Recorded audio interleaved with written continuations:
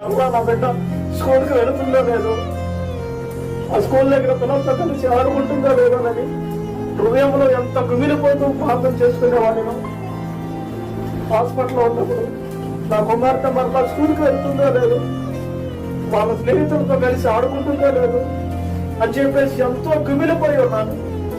అటువంటి పరిస్థితుల్లో దేవుడు అన్నాడు, నేను పక్షాలు ఉన్నాను, నువ్వు ఆ సేవ చేస్తుంది, నేను పక్షాలు ఉన్నాక నేను నిన్ను మరవరా, నీ కుటుంబాన్ని మరవరా, నీ కుమార్తెను స్వస్థపరిచి నేను విడుదలనిస్తాను, నువ్వు భయపడవద్దు అని చెప్పేసి నా బిడ్డను లేవనెత్తి ఆయన సాక్షిగా నిలబెట్టుకున్నాడండి దేవుడు.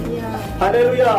ఏ మనుషుడికి మేము చెప్పలేదండి, ఏ మనుషుడికి చెప్పలా. చెప్తే ఏంటంటే, ఇదిగో వీడు సేవ చేస్తున్నాడు, వీడిలో ఉన్నాయని పిల్లల తగులుకున్నాయేమో, వీడు ప్రార్థన చేస్తుంటే ఆల్రెడీ వినపడి ఎంతగానో కుమిలిపోయి ఉన్నాం.